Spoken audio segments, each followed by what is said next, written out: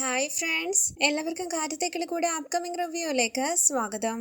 ഈ റിവ്യൂ നിങ്ങൾക്ക് ഇഷ്ടമായെങ്കിൽ ലൈക്ക് ചെയ്തും സബ്സ്ക്രൈബ് ചെയ്തും സപ്പോർട്ട് ചെയ്യണേ. രാവിലെ പാട്ട് കേട്ട് പാട്ടൊക്കെ പാടി ദോശ ഉണ്ടാക്കുകയാണ് സുഭാഷ്. വാതിലിന്റെ അരികിലേക്ക് വന്ന സുധീഷും നിധിയും സുഭാഷിനെ ശ്രദ്ധിക്കുന്നു. നിധി പതിയെ പറയുന്നു, സുഭാഷ് ഏട്ടൻ നന്നായി പാടുന്നുണ്ടല്ലോ. സുധീഷ് പറയുകയാണ്, ഞാനിപ്പോഴാ അറിഞ്ഞത്. നിധി പറയുന്നു, സന്തോഷമായിട്ടിരിക്കട്ടെ, ഡിസ്റ്റർബ് ചെയ്യണ്ട, വാ. തുടർന്ന് സുധീഷ് പറയുന്നു, നിധി, സുഭാഷ് ഏട്ടനെ മനസ്സിലാക്കാനേ പറ്റുന്നില്ല. 2 ദിവസത്തിനു മുമ്പ് സുനന്ദയുടെ കല്യാണം കഴിഞ്ഞതിന്റെ വിഷമത്തിലായിരുന്നു സുഭാഷേട്ടൻ. സുനന്ദയും ഭർത്താവും വിരുന്നിന് വന്നു പോയതിനു ശേഷം വിഷമമെല്ലാം മറന്ന് പഴയ സുഭാഷേട്ടനായി മാറി. നിധി പറയുന്നു, സുഭാഷേട്ടന് ഒരു മനുഷ്യനല്ലേ. സുനന്ദ നല്ലൊരു പയ്യനെയാണ് കല്യാണം കഴിച്ചിരിക്കുന്നതെന്ന് സുഭാഷേട്ടന് മനസ്സിലായല്ലോ.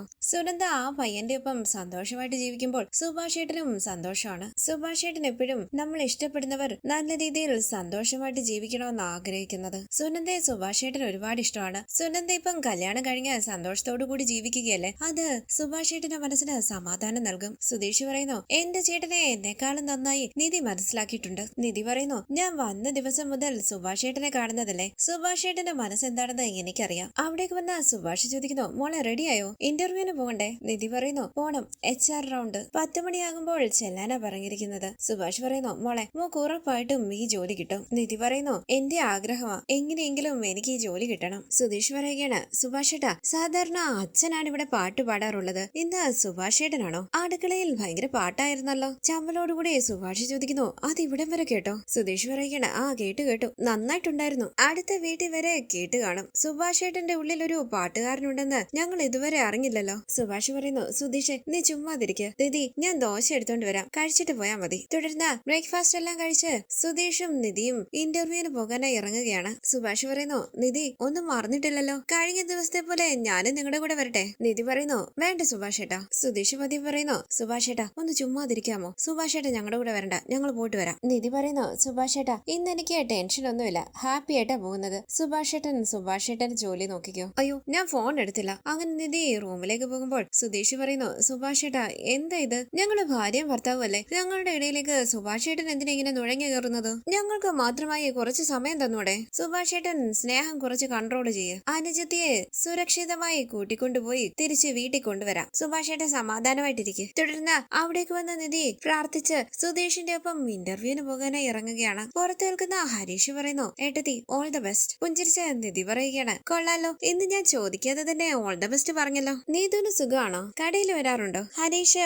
ഒന്നും മിണ്ടാതെ നിൽക്കുമ്പോൾ സുധീഷ് പറയുന്നു, നിധി പോകാം, സമയമാകുന്നു, പോയിട്ട് വരാന്ന് പറഞ്ഞ് നിധി സന്തോഷത്തോടു കൂടി സുധീഷിന്റെ ഒപ്പം കാറിൽ കയറി അവിടെ നിന്ന് പോവുകയാണ്. തുടർന്ന് നിധി സന്തോഷത്തോടു കൂടി ഇരിക്കുമ്പോൾ സുധീഷ് പറയുന്നു, നിധി ഇന്ന് നിധിക്ക് ജോലി കിട്ടുമല്ലേ? നിധി പറയുകയാണ്, ഉറപ്പായിട്ടും കിട്ടും. സുധീഷ് പറയുന്നു, ഇനി എന്നും ബാഗൊക്കെ ഇട്ട് ജോലിക്ക് പോകാലോ, പുതിയ ഫ്രണ്ട്സിനെയും കിട്ടും. ഇനിയിപ്പം ഞങ്ങളെ മറക്കുവോ? നിധി പറയുകയാണ്, ഉറപ്പായിട്ടും മറക്കും. സുധീഷ് ഞെട്ടി നിധിയെ നോക്കുമ്പോൾ നിധി പറയുകയാണ്, വീട്ടിലുള്ള ആരെയും ഞാൻ മറക്കില്ല, പക്ഷെ ഉറപ്പായും സുധീഷിനെ ഞാൻ മറക്കും. സുധീഷ് പറയുന്നു, ഒരുപാട് നന്ദിയുണ്ട്. നിധിക്ക് ആ കമ്പനിയിൽ നല്ല ശമ്പളമൊക്കെ കാണുമായിരിക്കുമല്ലോ? നിധി പറയുന്നു, വലിയ കമ്പനിയല്ലേ, സ്റ്റാർട്ടിങ്ങിൽ തന്നെ അത്യാവശ്യം നല്ല സാലറി കാണും. ഇനി എനിക്ക് ആഗ്രഹിക്കുന്നതൊക്കെ ചെയ്യാൻ പറ്റും. ഷോപ്പിങ്ങിന് പോകാം, സുഭാഷ് ഏട്ടൻ എന്തെങ്കിലും വാങ്ങിക്കൊടുക്കാം, നികേഷിന് വാങ്ങിക്കൊടുക്കാം, വേണമെങ്കിൽ ബൈക്കും വാങ്ങാം. സുധീഷ് ചോദിക്കുന്നു, 1 മാസത്തെ ശമ്പളം കൊണ്ട് ഇതെല്ലാം ചെയ്യുമോ? നിധി പറയുകയാണ്, 1 മാസത്തെ ശമ്പളത്തിലല്ല, അടുത്ത മാസങ്ങളിലും ശമ്പളം കിട്ടുമല്ലോ, അപ്പൊ ചെയ്യും. സുധീഷ് പറയുന്നു, നിധി പറയുന്നതെല്ലാം കേൾക്കുമ്പോൾ എനിക്ക് ചിരിയാ വരുന്നത്. ഇങ്ങനെയൊക്കെ ഞങ്ങൾ ആഗ്രഹിച്ച കുഴപ്പമില്ല.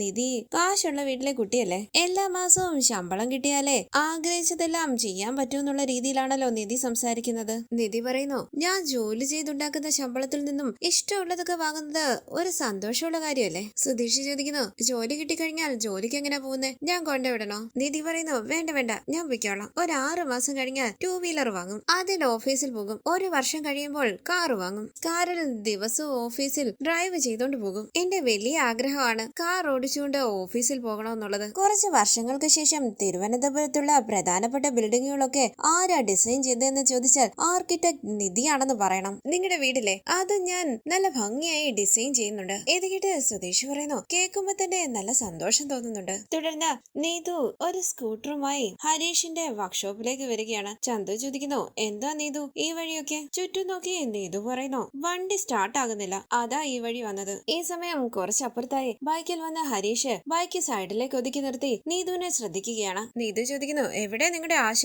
കാണുന്നില്ലല്ലോ? ചന്തു പറയുകയാണ്, ഉടനെ വരും, സമയമില്ലെങ്കിൽ നീതു വണ്ടി ഇവിടെ വെച്ചിട്ട് പോകും, ശരിയാക്കി വെച്ചേക്കാം. നീതു പറയുന്നു, പറയുന്നു അതൊന്നും പറ്റില്ല, ഞാൻ ഹരീഷിനോട് പറഞ്ഞിട്ടേ പോകത്തുള്ളൂ. ചന്തു പറയുന്നു വണ്ടി സ്റ്റാർട്ടാകാതെ വന്നതുപോലെ തോന്നുന്നില്ലല്ലോ, ആശാനെ കാണാൻ വേണ്ടി വന്നതുപോലെ ഉണ്ടല്ലോ. നീതു ചോദിക്കുന്നു ഞാനെന്തിനാ നിങ്ങളുടെ ആശാനെ കാണുന്നത്, എനിക്ക് വേറെ ജോലിയില്ലേ? അവിടേക്ക് വന്ന ഹരീഷ് ചോദിക്കുന്നു എടാ ടിറ്റോ, വണ്ടി റൂട്ട് മാറി വന്നതാണെന്ന് തോന്നുന്നല്ലോ. നീതു പറയുകയാണ് എന്താണെന്നറിയില്ല, വണ്ടി സ്റ്റാർട്ട് ആകുന്നില്ല. ബ്രോ നിങ്ങളുടെ ആശാനോട് എന്താ സ്റ്റാർട്ട് ആകാത്തെന്ന് നോക്കാൻ പറ. ചന്തു പറയുന്നു ഞാൻ നോക്കിയിട്ട് ഈ വണ്ടിക്ക് ഒരു കുഴപ്പമില്ല, ആശാനെ കാണാൻ വന്നതുപോലെ ഉണ്ട് ഇത്. നീതു പറയുന്നു ദേ നോക്ക്, ഞാൻ സ്റ്റാർട്ട് ചെയ്ത് കാണിക്കാം. അപ്പോ സ്കൂട്ടർ സ്റ്റാർട്ട് ആകുകയാണ്. ഇത് കണ്ട് ഹരീഷും ടിറ്റോയും ചന്തുവും പൊട്ടിച്ചിരിക്കുമ്പോൾ ടെൻഷനോടുകൂടി നീതു പറയുകയാണ് സ്റ്റാർട്ട് ആയല്ലോ, ഈ വണ്ടി ചിലപ്പോ സ്റ്റാർട്ട് ആകും, ചിലപ്പോ സ്റ്റാർട്ട് ആകത്തില്ല. അങ്ങനെ വണ്ടി ഓഫ് ചെയ്തിട്ട് സ്റ്റാർട്ട് ആക്കാൻ ശ്രമിക്കുകയാണ് നീതു. ദേ നോക്ക്, സ്റ്റാർട്ട് ആകുന്നില്ല, നിങ്ങളുടെ മെക്കാനിക്കിനോട് എന്താ പറ്റിയതെന്ന് നോക്കാൻ പറ. ഹരീഷ് സ്കൂട്ടറിന്റെയും നീതുവിന്റെയും ചുറ്റും നടക്കുകയാണ്. നീതു പുഞ്ചിരിച്ച് ഹരീഷിനെ നോക്കുന്നുണ്ട്. ഹരീഷ് പറയുന്നു എടാ ചന്തു,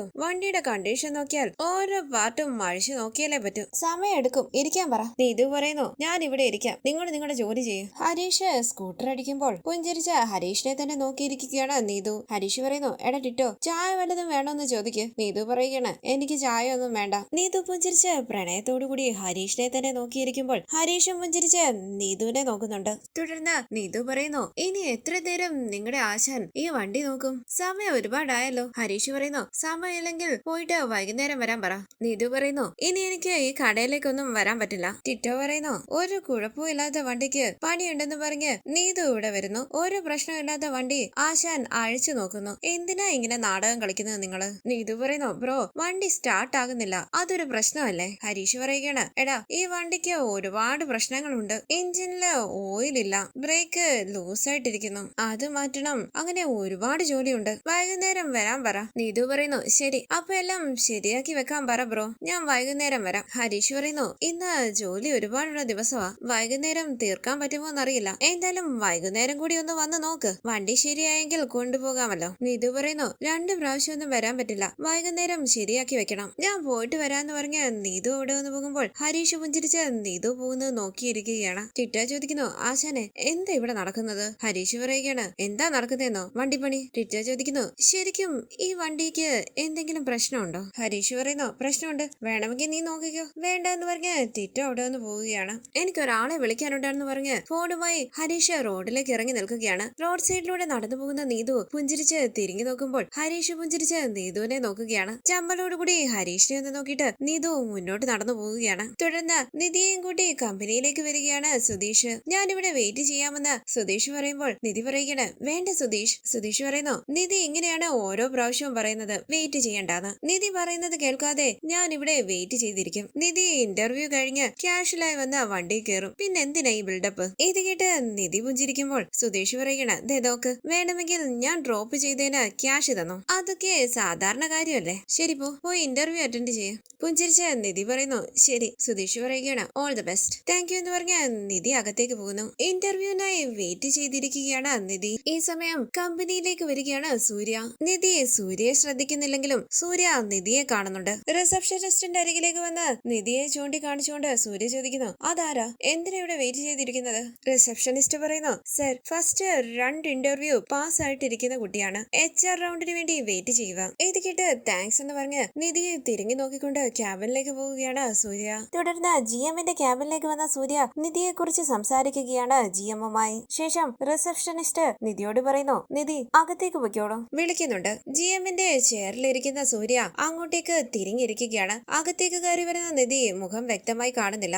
സൂര്യ പറയുന്നു ഇരിക്കൂ. ഇത് കേട്ട് നിധി അവിടേക്ക് ഇരിക്കുമ്പോൾ തിരിഞ്ഞ് നിധിയെ നോക്കുകയാണ് സൂര്യ. ഞെട്ടി വിശ്വസിക്കാനാകാതെ നിധി അവിടെ നിന്ന് എഴുന്നേൽക്കുമ്പോൾ സൂര്യ ചോദിക്കുന്നു എന്ത് പറ്റി നിധി, ഷോക്കായോ? ഓസ്ട്രേലിയയില് ഇരിക്കേണ്ട ആള് ഇവിടെ HR ആയിട്ടിരിക്കുകയാണെന്ന് വിചാരിക്കുവാണോ? ഞാൻ HR ഒന്നും അല്ല, ഇതെന്റെ ഫ്രണ്ടിന്റെ കമ്പനിയാ, എന്റെ കമ്പനി പോലെ തന്നെയാ. എന്നെ വേണ്ടെന്ന് പറഞ്ഞിട്ട് എന്നെക്കാട്ടിലും 10 ടൈംസ് ബെറ്റർ ആയിട്ടുള്ള ആരെങ്കിലും കല്യാണം കഴിച്ചിരുന്നെങ്കിൽ കുഴപ്പമില്ലായിരുന്നു. ഒരു ഡ്രൈവറെ കല്യാണം കഴിച്ചിട്ട് ഇങ്ങനെ കമ്പനികൾ കയറിയിറങ്ങി ജോലി അന്വേഷിക്കുന്നു. അങ്ങനെ സൂര്യ പുച്ഛത്തോടു കൂടി ചിരിക്കുമ്പോൾ ദേഷ്യത്തോടു കൂടി നിധി പറയുന്നു ഞാൻ HR കാണാനാ വന്നത്, അല്ലാതെ നിന്നെ കാണാൻ വന്നതല്ല. അങ്ങനെ നിധി അവിടെ നിന്ന് പോകാനായി തുടങ്ങുമ്പോൾ ഹലോ എന്ന് പറഞ്ഞ അരികിലേക്ക് വന്ന് സൂര്യ പറയുന്നു നിധി ഞാൻ പറഞ്ഞാലേ നിനക്ക് ഇവിടെ ജോലി കിട്ടും, ഇതെന്റെ ഫ്രണ്ടിന്റെ കമ്പനിയാണെന്ന് പറഞ്ഞില്ലേ? നിധി പോകുന്നത് കണ്ടാൽ HR കണ്ട് ജോലി വാങ്ങാൻ വേണ്ടി പോകുന്നത് പോലെ ഉണ്ടല്ലോ. എന്റെ പ്രപ്പോസലിന് എന്ത് കുറവായിരുന്നടി. ഈ സമയം നീ എന്നെ കല്യാണം കഴിച്ചിരുന്നെങ്കിൽ നമ്മളിപ്പോ സുഖമായി ഓസ്ട്രേലിയയിൽ ജീവിച്ചേനെ, അവിടെ നിനക്ക് മഹാറാണിയെ പോലെ ജീവിക്കാം. പഠിക്കാമായിരുന്നു. അത് വേണ്ടാന്ന് വെച്ചിട്ട് പഠിക്കാൻ പോവാ, ജോലിക്ക് പോവാണെന്നൊക്കെ പറഞ്ഞ് ഇങ്ങനെ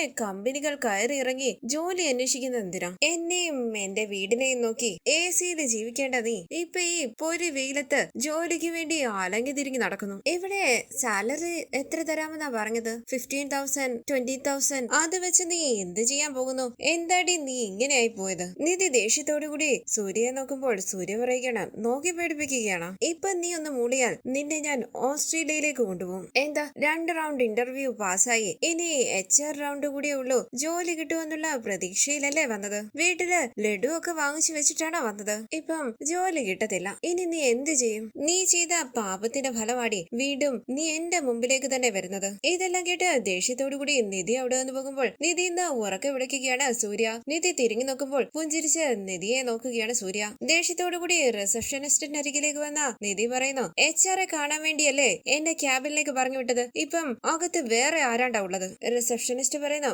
മാഡം അത് ഞങ്ങളുടെ ബോസിന്റെ ഫ്രണ്ടാണ് സൂര്യ സർ. സാറിന് ഒരു പ്രാവശ്യം മാഡത്തിനെ കാണുമെന്ന് പറഞ്ഞു, അത് മാഡത്തിനെ ക്യാബിനിലേക്ക് വിട്ടത്. നിധി ദേഷ്യത്തോടു കൂടി കമ്പനിയിൽ നിന്നും ഇറങ്ങി പോവുകയാണ്. സുധീഷ് ഫോണിൽ നോക്കി കാറിന്റെ അരികിൽ നിൽക്കുകയാണ്. സുധീഷിനെ കാണുന്ന നിധി വിഷമത്തോടു കൂടി മനസ്സിൽ പറയുന്നു, ഇനി ഇതിന്റെ പേരിൽ സുധീഷ് എന്നെ ഒരുപാട് കളിയാക്കും. നിധി അരികിലേക്ക് വരുമ്പോൾ സുധീഷ് ചോദിക്കുന്നു, നിധി ഇത്ര പെട്ടെന്ന് കഴിഞ്ഞോ? ജോലി കിട്ടിയോ? നിധി ഒന്നും മിണ്ടാതെ നിൽക്കുമ്പോൾ സുധീഷ് പറയുകയാണ്, ജോലി കിട്ടി. ജോലി കിട്ടിയ ഉടനെ മുഖത്ത് അഹങ്കാരം ഉണ്ടല്ലോ, ഇനി എന്നെ കണ്ട ഭാവം പോലും കാണിക്കില്ലല്ലോ. നിധി ദേഷ്യത്തോടു കൂടി കാറിലേക്ക് കയറി ഇരിക്കുകയാണ്. ഡ്രൈവിംഗ് സീറ്റിലേക്ക് കയറിയിരുന്ന സംശയത്തോടു കൂടി നിധിയെ ഒന്ന് നോക്കിയിട്ട് സുധീഷ് ചോദിക്കുന്നു, എന്തു പറ്റി? ജോലി കിട്ടിയില്ലേ? ഇല്ലാന്ന് നിധി പറയുമ്പോൾ ചിരിച്ചുകൊണ്ട് സുധീഷ് ചോദിക്കുകയാണ്, 99.9% ജോലി കിട്ടുമെന്നല്ലേ പറഞ്ഞത്? ബാക്കിയുള്ള 0.1% ജോലി കിട്ടാതായോ? എന്തു പറ്റി നിധി പറ? നിധി പറയുന്നു, സൂര്യ. മനസ്സിലായില്ലെന്ന് സുധീഷ് പറയുമ്പോൾ നിധി പറയുകയാണ്, സൂര്യ? അകത്താ ഓസ്ട്രേലിയൻ കങ്കാരു സൂര്യയുണ്ട്. വിശ്വസിക്കാനാകാതെ സുധീഷ് ചോദിക്കുന്നു, അവനോ? നിധി അവൻ എന്തിനാ ഇവിടെ വന്നത്? നിധി പറയുന്നു, അറിയില്ല, ഇതവന്റെ ഫ്രണ്ടിന്റെ കമ്പനിയാണെന്ന്. HR-നെ കാണാൻ വേണ്ടി ക്യാബിനിലേക്ക് പോയപ്പോൾ അവിടെ സൂര്യ ഇരിക്കുന്നു. സുധീഷ് ചോദിക്കുന്നു, നിധി അവൻ നിധിയുടെ തലയിൽ GPS എല്ലാം വെച്ചിട്ടുണ്ടോ? നിധി പോകുന്നിടത്തെല്ലാം പിന്നാലെ വരുന്നുണ്ടല്ലോ. നിധി പറയുന്നു, എന്തൊരു അഹങ്കാരം അവന്. ഈ സമയത്ത് നീ ഓസ്ട്രേലിയയിൽ ഉണ്ടായിരുന്നെങ്കിൽ നീ അങ്ങനെ ഇരുന്നേനെ, ഇങ്ങനെ ഇരുന്നേനെ. ഇപ്പം ജോലി അന്വേഷിച്ച് കമ്പനികൾ കയറി ഇറങ്ങി അലങ്ങി തിരികെയാണെന്ന് പറയുന്നു. ഞാൻ എന്ത് ചെയ്താൽ ഇവനെന്താ? ഓഫീസ് ആയതുകൊണ്ട് അവൻ പറയുന്നതെല്ലാം കേട്ട് ഞാൻ ചുമ്മാ നിന്നു, ഇല്ലെങ്കിൽ അവന്റെ തലമണ്ട അടിച്ചു പൊളിച്ചേനെ ഞാൻ. എനിക്ക് അവനെ കാണുന്നതേ ഇഷ്ടമല്ല. വീണ്ടും വീണ്ടും അവൻ എന്റെ മുന്നിൽ വന്ന് നിൽക്കുക. സുധീഷ് പറയുന്നു, നിധി അവൻ അകത്തുണ്ടോ? ആ ഉണ്ടെന്ന് നിധി പറയുമ്പോൾ സുധീഷ് പറയുകയാണ്, നിധി ഇവിടെ ഇരിക്കെ, ഞാൻ ഇപ്പൊ വരാം. നിധി ടെൻഷനോടുകൂടി സുധീഷിന്റെ കയ്യിൽ കയറി പിടിക്കുകയാണ്. സുധീഷ് തിരിഞ്ഞ് പുഞ്ചിരിച്ച് നിധിയെ നോക്കുമ്പോൾ ഒന്ന് മുതലേ കൈയെടുത്ത് മാറ്റി നിധി ചോദിക്കുന്നു, എവിടെ പോവാ? സുധീഷ് പറയുന്നു, അവൻ നിധിയെ ഇൻസൾട്ട് ചെയ്ത് സംസാരിച്ചില്ലേ? നിധി ഇങ്ങനെ വിഷമിച്ചിരിക്കുന്നത് കാണുമ്പോൾ എനിക്ക് അവനോട് 2 വർത്തമാനമെങ്കിലും പറയണ്ടേ? അതൊന്നും വേണ്ടെന്ന് നിധി പറയുമ്പോൾ സുധീഷ് പറയുകയാണ്, നിധി ചോദിക്കാനും പറയാനോ ആളില്ലെന്ന് വിചാരിച്ചിട്ടാണോ അവൻ ഇങ്ങനെയൊക്കെ പറയുന്നത്? നിധി ഇവിടെ ഇരിക്കെ, ഞാൻ ചോദിച്ചിട്ട് വരാം. നിധി പറയുന്നു, അയ്യോ പ്ലീസ്, ഞാൻ പറഞ്ഞില്ലേ വേണ്ടാന്ന്. സുധീഷ് പറയുന്നു, അങ്ങനെ പറഞ്ഞാൽ പറ്റില്ല നിധി, എനിക്ക് ചോദിച്ചേ പറ്റൂ. അപ്പൊ നിധി പറയുകയാണ്, അതൊരു ഓഫീസാണ്, അവിടെ ഒരു സീൻ ക്രിയേറ്റ് ചെയ്താൽ നല്ലതല്ല. ഞാൻ ഇനിയും വേറെ കമ്പനികളിൽ